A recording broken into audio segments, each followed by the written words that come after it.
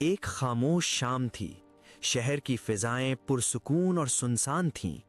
لوگ اپنے معمول کے کاموں میں مشغول تھے۔ بازاروں کی ہلچل اور گھروں کے روشن چراغ شام کے سناٹے میں گھل مل رہے تھے۔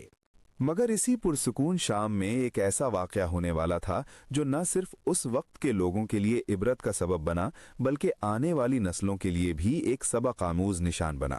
یہ واقعہ حضرت لوط علیہ السلام کی قوم کا ہے، جس کی خبریں قرآن مجید میں واضح اور صریح انداز میں بیان ہوئی ہیں، جنہیں اللہ تعالیٰ نے اپنی قوم کی ہدایت کے لیے بھیجا۔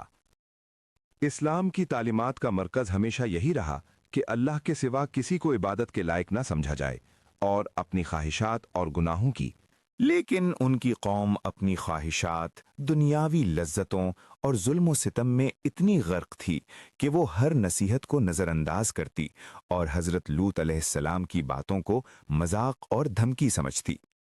حضرت لوط علیہ السلام نے بار بار صبر اور حکمت کے ساتھ انہیں سچائی کی طرف بلایا، انہیں بتایا کہ اللہ کی نافرمانی قیامت کے دن سخت نتائج لے کر آئے گی، مگر یہ لوگ اندھی خواہشات اور اپنے غرور میں اتنے ڈوب گئے کہ انہوں نے نہ صرف نصیحت قبول نہیں کی بلکہ پیغمبر کی مخالفت میں حد سے گزرتے گئے۔ قوم لوط نے حضرت لوط علیہ السلام کو دھمکیاں دینا شروع کر دیں، ان پر ظلم ڈھانے لگے اور اپنے گناہوں میں مست ہو کر ان کا مذاق اڑایا۔ حضرت لوط علیہ السلام نے اللہ تعالیٰ سے دعا کی کہ وہ انہیں اور ایمان والوں کو اس برائی سے نجات دے، اور اللہ کی رحمت اور قدرت کے سوا کوئی مددگار نہ تھا۔